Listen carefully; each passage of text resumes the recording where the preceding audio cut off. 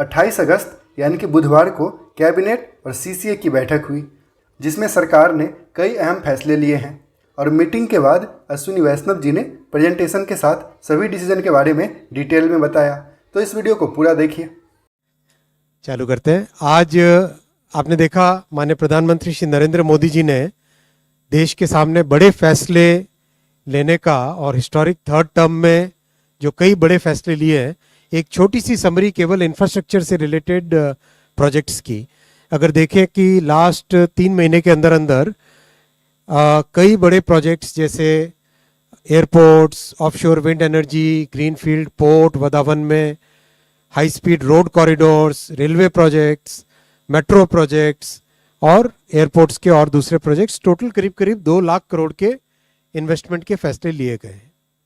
इसी कड़ी में आज बहुत ही महत्वपूर्ण फैसले लिए गए जो रोजगार को और जो मैन्युफैक्चरिंग से रिलेटेड एक्टिविटीज़ हैं उनके ऊपर उनका मेजर इम्पैक्ट होता है। आप इंफ्रा में भी अगर देखें अब तक के जो प्रोजेक्ट्स अप्रूव हुए हैं उसमें कितना एम्प्लॉयमेंट जनरेट होता है। आज बहुत बड़ा मेजर एक फैसला लिया गया है मैन्युफैक्चरिंग के लिए 12 इंडस्ट्रियल स्मार्ट सिटीज। आप सब जानते हैं national industrial corridor development project, ये प्रोजेक्ट एक ऐसा प्रोजेक्ट है जो कि भारत की पूरी फ्यूचर डेवलपमेंट को पॉजिटिवली इम्पैक्ट करने वाला है। जो मेजर हमारे ट्रांसपोर्टेशन के बड़े रूट्स हैं, आप जो ये देख रहे हैं लाइंस, ये सारे के सारे इंडस्ट्रियल कॉरिडोर्स हैं जो समय समय पे अप्रूव किए हैं। उनमें अब इंडिविजुअल नोड्स मतलब कॉरिडोर अगर हम देखें, जैसे मान लीजिए ये कॉरिडोर अगर हम लेते हैं मुंबई से बेंगलुरु वाला कॉरिडोर, इस कॉरिडोर पे अलग अलग नोड्स डेवलप हो रहे हैं। वैसे लेते हैं मान लो लुधियाना से लेके कोलकाता, अमृतसर से लेके कोलकाता वाला कॉरिडोर, इस कॉरिडोर पे अलग अलग नोड्स क्रिएट हो रहे हैं। जैसे अगर हम दिल्ली मुंबई इंडस्ट्रियल कॉरिडोर को लेते हैं, उसके ऊपर अलग अलग नए नोड्स। तो कॉरिडोर और नोड्स, राइट, इस पॉइंट ऑफ व्यू से आज बहुत बड़े फैसले हुए हैं। 12 नए industrial areas, 12 new industrial areas on the industrial corridors. ये 12 नए इंडस्ट्रियल एरियाज कंबाइंड, इनमें इन्वेस्टमेंट सरकार की तरफ से आएगा 28,602 करोड़ का, 28,602 करोड़ का। और once these corridors and nodes are developed, उसमें इन्वेस्टमेंट पोटेंशियल है 1.5 लाख करोड़, 1,52,757 करोड़। और करीब करीब 10 लाख एम्प्लॉयमेंट का इसमें पोटेंशियल है। बहुत ही इंपॉर्टेंट प्रोजेक्ट्स हैं ये। इन प्रोजेक्ट्स की यहाँ पे डिटेलिंग आपके सामने रखी, मैं इंडिविजुअल प्रोजेक्ट्स का आपके सामने एक एक करके रखूंगा। एक तरीके से आप देखें तो there is a grand necklace around the entire country. देश के north, east, south, west, centre, हर हिस्से को कवर करते हुए ये प्रोजेक्ट्स हैं। और इसमें प्रोजेक्ट्स को डिज़ाइन करने के टाइम में, सेलेक्ट करने के टाइम में इस चीज़ का बहुत विशेष ध्यान रखा जाता है कि वहाँ पे ट्रंक ट्रांसपोर्ट इंफ्रास्ट्रक्चर होना चाहिए। जैसे फ्रेट कॉरिडोर है, जैसे एक्सप्रेस वेज है, इनके दोनों तरफ का जो एरिया है इनको इंडस्ट्रियल कॉरिडोर और उसमें इंडस्ट्रियल नोड्स डेवलप करने का प्रोजेक्ट है। आपको बताया जैसा करीब 10 लाख डायरेक्ट जॉब्स और 30 लाख इनडायरेक्ट एम्प्लॉयमेंट पोटेंशियल इससे क्रिएट होगा। और अब तक के जो शुरुआती दौर में जो प्रोजेक्ट्स बनाए गए थे उसमें जो भी लर्निंग्स आई, जो भी एक्सपीरियंस हुआ है, वो सारा एक्सपीरियंस इन प्रोजेक्ट्स में लगाया गया है। बहुत फोकस होगा plug and play and walk to work concepts पे। आज दुनिया में सब जगह से मैन्युफैक्चरिंग एक्टिविटी भारत में शिफ्ट हो रही है, चाहे इलेक्ट्रॉनिक्स मैन्युफैक्चरिंग हो, चाहे मोबाइल मैन्युफैक्चरिंग हो, डिफेंस मैन्युफैक्चरिंग हो, ये सब भारत में शिफ्ट हो रही है। And these corridors and these projects, industrial area projects, they will accelerate that shift, क्योंकि यहाँ पे plug and play, ready to start walk to work, absolutely अच्छे नए principles, minimised clearances, land acquisition already done, last mile connectivity provided, multimodal infrastructure जिसमें gas, water, power, telecom सब चीज़ provide होगी और बहुत इकोलॉजिकल इम्पैक्ट मिनिमम हो, इस तरह से इनको डिज़ाइन किया गया है. This is a very nice vision जिसमें देश में बहुत बड़ा डेवलपमेंट मैन्युफैक्चरिंग के क्षेत्र में होगा और उससे एम्प्लॉयमेंट जनरेट होगा. ये सारे के सारे फीचर्स हैं, plug and play, portable and recycle water supply, power supply, common effluent treatment plants जो कि बहुत बड़ी प्रॉब्लम होती है विशेषकर छोटे इंडस्ट्रियल प्लांट्स के कंपनीज के लिए, multimodal connectivity, walk to work, gas pipelines, environment clearance, single window clearance, land management के proper digital forms, anchor investors के लिए डिस्काउंट्स, बहुत सारी चीज़ें इसमें ध्यान में रख के इनको बनाया गया है. पहला खुरपिया उत्तराखंड, ये 1000 एकड़ में बन रहा है. 1265 करोड़ रुपए की इसकी प्रोजेक्ट कॉस्ट होगी और करीब 6180 करोड़ का इस प्रोजेक्ट में इन्वेस्टमेंट आएगा. एम्प्लॉयमेंट पोटेंशियल 75,000 का है. फोकस ऑटोमोबाइल, ऑटो कंपोनेंट्स और इंजीनियरिंग एंड फैब्रिकेशन. सेकंड है राजपुरा पटियाला पंजाब में, इसमें भी करीब 1099 एकड़ यानी 1100 एकड़ के आसपास टोटली डेवलपमेंट होगा इसमें और 1367 करोड़ का ये प्रोजेक्ट है. टोटल 7500 का इन्वेस्टमेंट पोटेंशियल और 64,000 इसमें डायरेक्ट एम्प्लॉयमेंट जनरेट होगा. इसमें electronics, textiles, foods and beverages, fabricated metal, pharmaceuticals और मशीनरी एंड इक्विपमेंट पे इस प्रोजेक्ट में फोकस रहेगा. और इसका ये बेसिकली जो ईस्टर्न डेडिकेटेड फ्रेट कॉरिडोर है जो कि कंप्लीट हो चुका है अब, इस डेडिकेटेड फ्रेट कॉरिडोर के ऊपर स्टैब्लिश्ड है ये. Agra Uttar Pradesh, again a very important tourist city, but because of the environmental concerns वहाँ पे industrial development could not happen, इसीलिए इसमें फोकस करके totally new concept has been created जहाँ पे clean and environment friendly way में इंडस्ट्रियल डेवलपमेंट हो, वो इसमें ध्यान रखा गया है. इसमें करीब करीब 70,000 एम्प्लॉयमेंट इसमें जनरेट होगा. 70,000 रोजगार के नए अवसर इस प्रोजेक्ट से उपलब्ध होंगे.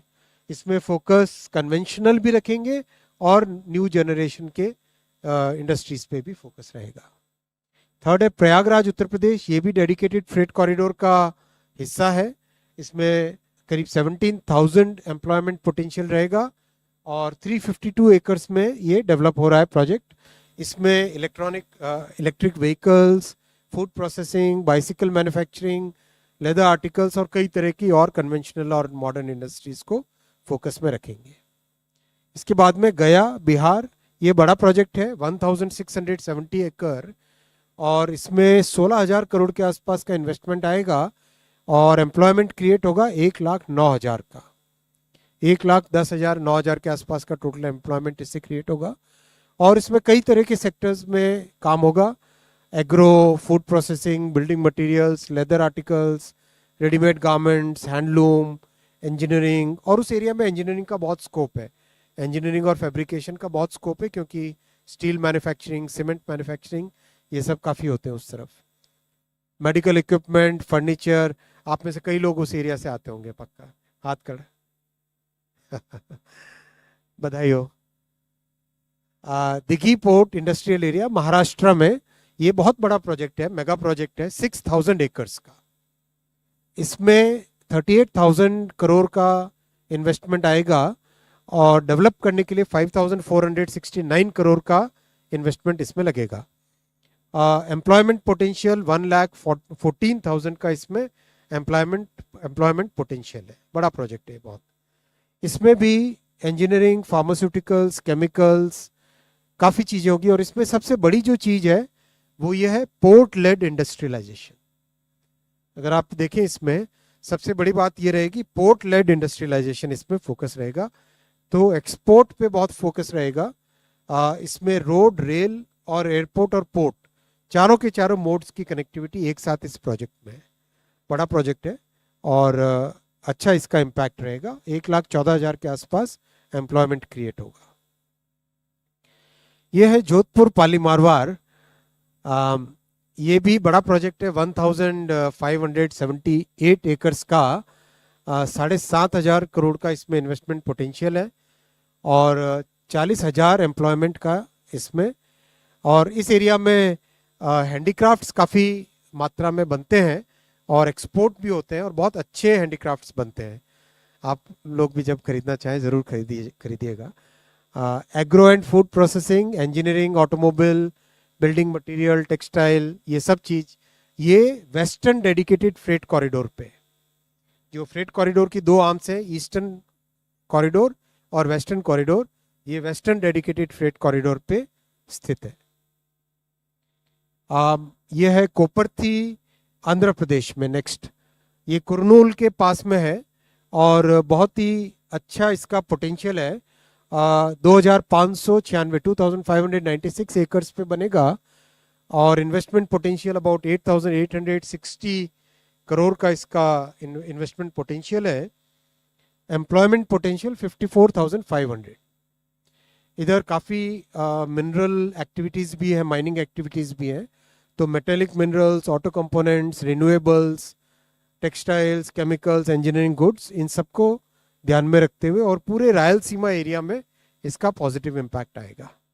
ओरवकल, आंध्र प्रदेश, ये भी कुरनूल के पास में है, 2,621 acres. Again it's a large project. यहाँ पर भी employment potential is huge, 45,000 employment, direct employment generate होगा। और यहाँ पे न्यू इकोनॉमी की एरोस्पेस, डिफेंस, इनको भी इसमें लिया जाएगा इस वाले प्रोजेक्ट में। जहीराबाद, तेलंगाना, ये भी बड़ा प्रोजेक्ट है, 3,245 एकर्स का। 10,000 crore is the potential investment and 1,74,000 is the employment potential. Next is Palakkad, Kerala. ये 1,710 एकर्स का है, इसमें भी 51,000 एम्प्लॉयमेंट का पोटेंशियल है। और यहाँ पर नेचुरल प्रोडक्ट्स पे बेस्ड है, रबर बेस्ड प्रोडक्ट्स बनेंगे, मशीनरी, इक्विपमेंट, फैब्रिकेटेड प्रोडक्ट्स, साथ ही साथ हाईटेक इंडस्ट्री भी यहाँ पे डेवलप होने का पूरा स्कोप है। और जैसा आपने देखा इन सब प्रोजेक्ट्स में, चाहे आप कोई भी प्रोजेक्ट इसमें देखो, सभी में कनेक्टिविटी पे बहुत फोकस दिया हुआ है। सब जगह आप देखोगे rail, road, rail, airport, port, ये जो कनेक्टिविटी वाला बॉक्स अगर आप देखोगे हर एक प्रोजेक्ट का, हर प्रोजेक्ट में कनेक्टिविटी पे बहुत फोकस दिया गया है। मैंने आपके सामने रखे 11 प्रोजेक्ट्स, टोटल 12 सैंक्शन हुए, अप्रूव हुए, एक because of the model code of conduct मैं नाम नहीं ले रहा हूँ। ये जो एग्जिस्टिंग प्रोजेक्ट्स जहाँ पे ऑलरेडी डेवलपमेंट हुआ है, उस सब के कुछ पिक्चर्स, कुछ डेटा आपके पास है। और जैसे एक अगर सिर्फ एक सिंगल एग्जांपल लें, ऑरिक, ये वाला आप सेकंड ये वाला कॉलम देखिए, जिसमें केवल अब तक 2,313 एकर्स लैंड अलॉट हुई है, लेकिन ऑलरेडी 42,000 एम्प्लॉयमेंट इसमें जनरेट हो चुका है। सो कहने का मतलब this is a successful way of developing the manufacturing industry. Now I'll come to the second part of the cabinet approvals. आज रेलवे के 3 बहुत इंपॉर्टेंट प्रोजेक्ट्स अप्रूव किए कैबिनेट में माननीय प्रधानमंत्री श्री नरेंद्र मोदी जी ने। इसमें पहला प्रोजेक्ट है जमशेदपुर, पुरुलिया, आसनसोल। आप देखते हैं जमशेदपुर और आसनसोल गोइंग वाया पुरुलिया, ये एक बहुत ही इंपॉर्टेंट कॉरिडोर है। किस तरह से कि हावड़ा मुंबई और हावड़ा दिल्ली, दिल्ली हावड़ा और मुंबई हावड़ा, ये दोनों कॉरिडोर्स को जोड़ने वाला ये कॉरिडोर है बीच में। ये हाईली इम्पॉर्टेंट और मतलब कंप्लीट नॉर्थ ईस्ट और ये जो अपना इधर झारखंड और उसके नीचे उड़ीसा और छत्तीसगढ़, इनको कनेक्ट करने वाला पूरा का पूरा ये कॉरिडोर है। तो यहाँ के लिए थर्ड लाइन, क्योंकि फर्स्ट और सेकंड लाइन फुली यूटिलाइज्ड है ऑलरेडी, तो यहाँ के लिए थर्ड लाइन प्रोजेक्ट आज माननीय प्रधानमंत्री जी ने अप्रूव किया है। और अगर स्केच फॉर्म में देखें तो ये ऐसा है, 121 किलोमीटर का प्रोजेक्ट है ये, और 2170 करोड़ रुपीस का इसमें इन्वेस्टमेंट लगेगा। जो प्रधानमंत्री जी का विजन है कि पूर्वोदय से देश का उदय होगा, ये उस विजन के अनुरूप है। और कंप्लीट दुर्गापुर, बर्नपुर, आसनसोल, इसमें जो स्टील इंडस्ट्री है, यहाँ पे जो बड़ी मात्रा में इंडस्ट्रियल एक्टिविटीज़ हैं, और जमशेदपुर बहुत बड़ा इंडस्ट्रियल हब है, इन दोनों को कनेक्ट करने से लोगों का मूवमेंट भी, पैसेंजर मूवमेंट भी बढ़ेगा, और साथ ही साथ जो इंडस्ट्रियल रॉ मटेरियल्स हैं, इंडस्ट्रियल गुड्स हैं, मशीन है, उसका मूवमेंट भी स्मूथ होगा। इस प्रोजेक्ट की एक और बहुत इंटरेस्टिंग चीज़ हमें देखनी चाहिए, इस प्रोजेक्ट से जो एडिशनल कार्गो रोड के बजाय रेल पे शिफ्ट होएगा, अगर उससे कार्बन डाइऑक्साइड सेविंग अगर हम देखें तो CO2 emission saved is 74 crore kilograms of carbon dioxide, और उसको अगर इक्विवेलेंट नंबर ऑफ ट्रीज में अगर हम माने, that means that is like planting 3 crore trees. ये एक इंटरेस्टिंग डेटा आपके सामने रखता हूं, because railway is the most environment friendly mode of transportation. Second project है सरडेगा, जो कि सुंदरगढ़ डिस्ट्रिक्ट में है, उड़ीसा के सुंदरगढ़ डिस्ट्रिक्ट में। ये उड़ीसा का मैप, पास में छत्तीसगढ़। सरडेगा आप देख रहे हैं सुंदरगढ़ डिस्ट्रिक्ट में, वो कनेक्ट होता है रायगढ़ डिस्ट्रिक्ट भालूमुड़ा। ये अगेन वेरी इंपॉर्टेंट, बिकॉज अगर हम देखें हावड़ा मुंबई का कॉरिडोर अगर हम देखते हैं, झारसुगुड़ा से बिलासपुर, ये एक बहुत इंपॉर्टेंट सेक्शन हो जाता है। इस सेक्शन के पैरेलल एक नया सेक्शन क्रिएट कर रहे हैं, जिससे कि मूवमेंट कभी भी ट्रांसपोर्टेशन को स्मूथली देखा जा सके, आगे कई वर्षों तक इसका बेनिफिट मिलता रहे। दूसरा जो सरडेगा सुंदरगढ़ का एरिया है, रायगढ़, और रायगढ़ जो एरिया है छत्तीसगढ़ का और उड़ीसा के, ये दोनों के दोनों कल्चरली बहुत सिमिलर है, दोनों के दोनों बहुत कल्चरली सिमिलर है, और आना जाना इन दोनों के आपस में रहता। तो ये एक पैरेलल बनेगा टू झारसुगुड़ा बिलासपुर सेक्शन के पैरेलल एक नया कॉरिडोर क्रिएट होगा। 1360 करोड़ इसमें इन्वेस्टमेंट लगेगा, और 25 लाख मैन डेज इससे एम्प्लॉयमेंट क्रिएट होगा। थर्ड प्रोजेक्ट है जो कि बहुत इंपॉर्टेंट प्रोजेक्ट है, ये है बरगढ़ से नुआपड़ा। ये उड़ीसा में है, बरगढ़ से Nuapada. Bargarh district is rice bowl of Orissa. Bargarh district rice bowl of Orissa, और बहुत heavy procurement food corporation of India का भी यहाँ से होता है। कई मायनों में जैसे पंजाब हरियाणा में फूड प्रोडक्शन होता है, उसी लेवल का यहाँ पे बरगढ़ में इन सब एरियाज में होता है। तो बरगढ़ से नुआपड़ा को connectivity, once again if you look at this map, अगर आप देखोगे इस मैप को, तो इस मैप में आप देखोगे कि किस तरह से एक नया कॉर्ड बना है, जिससे कि ईस्ट से कंप्लीट वेस्ट और साउथ की तरफ मूवमेंट स्मूथ हो सके। और ये सब प्रोजेक्ट्स गतिशक्ति पोर्टल को उससे प्लानिंग करके लिए गए कि कहाँ पर रिक्वायरमेंट है, कहाँ पर नई कनेक्टिविटी की ज़रूरत है, कहाँ पे पॉपुलेशन ग्रोथ, गुड्स का मूवमेंट, पीपल्स मूवमेंट, इन सब को ध्यान में रखते हुए ये प्रोजेक्ट्स डिज़ाइन हो रहे हैं। बहुत ही इम्पॉर्टेंट है वर्ल्ड फेमस नृसिंहनाथ मंदिर, ये आपको भी मैं इनवाइट करूँगा, ज़रूर दर्शन करने आए। और बहुत ही फेमस है संबलपुरी साड़ी। संबलपुरी डिज़ाइन एक बहुत ही इम्पॉर्टेंट हैंडलूम डिज़ाइन है। ये दोनों भी इस एरिया से, ये दोनों भी कनेक्ट होते हैं। बड़ा प्रोजेक्ट है, 2926 करोड़ का, और 47 लाख मैंडेज इससे जनरेट होंगे। मैं तीसरे विषय पे आता हूँ। प्रधानमंत्री श्री नरेंद्र मोदी जी ने हमेशा किसानों के लिए नए नए तरीके से कैसे इनकम में इम्प्रूवमेंट हो, कैसे रिस्क रिड्यूस हो, कैसे इन्वेस्टमेंट का बेनिफिट मिले, वो सब ध्यान में रखा है। इसी कड़ी में आज एग्री इंफ्रा फंड में मेजर आज फैसले लिए गए। आप सब जानते हैं कि एग्री इंफ्रा फंड डेवलप किया गया था, स्टैब्लिश किया गया था 2020 में। इसका 1 लाख करोड़ रुपीस का कॉर्पस फंड है, 1 लाख करोड़ का कॉर्पस फंड है। इसमें जो पोस्ट हार्वेस्टिंग एक्टिविटी होती है, हार्वेस्ट के बाद में क्लीनिंग, पैकिंग, उसका storage proper, cold storage, refrigerated vehicles, pack houses, इन सब चीज़ों के लिए इंफ्रास्ट्रक्चर नहीं होने के कारण बहुत सारा फूड ग्रेन वेस्ट होता था। इसलिए प्रधानमंत्री जी ने ये अपना बहुत क्लियर एक विजन रखा कि किसानों की इनकम में इंक्रीज करने के लिए, इम्प्रूवमेंट लाने के लिए पोस्ट हार्वेस्ट एक्टिविटीज़ पे भी ध्यान देने की बहुत ज़रूरत है। तो इसी अब तक का जो एक्सपीरियंस रहा, उस एक्सपीरियंस के बेसिस पे एग्री इंफ्रा फंड में 3 बड़े एक्सपेंशन किए गए आज। पहला एक्सपेंशन किया है कि इंटीग्रेटेड सेकेंडरी एक्टिविटी, एग्जाम्पल के तौर पे मान लो कोई किसान फ्रूट्स ग्रो कर रहा है, तो फ्रूट्स ग्रो करने के बाद में फ्रूट्स को जब हार्वेस्ट किया, मान लो ऑरेंज है, ऑरेंज को हार्वेस्ट किया, हार्वेस्ट करने के बाद में स्टोरेज के लिए एग्री इन्वेस्टमेंट फंड में ऑलरेडी प्रोविजन था। अब स्टोरेज के बाद में उसकी प्रोसेसिंग करके मान लो जूस बनाना उसे, राइट, ऑरेंज का, तो ऑरेंज के जूस का प्लांट अगर लगाना हो किसान को, तो वो भी अब इस प्रोजेक्ट में लगाया जा सकेगा।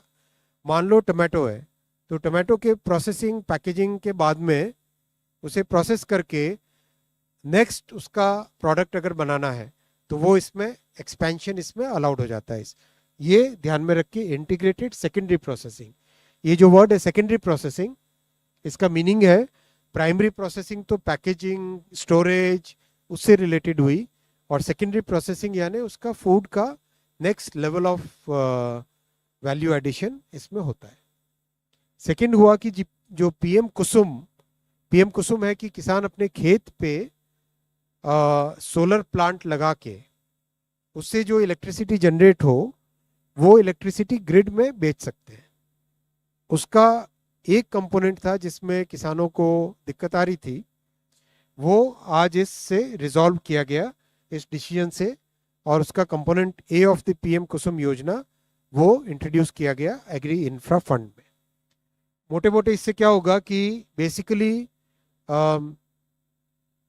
किसानों को जो इन्वेस्टमेंट लगता है सोलर प्लांट लगाने में, वो अब एग्री इंफ्रा फंड के थ्रू फंडिंग उसकी पॉसिबल होगी।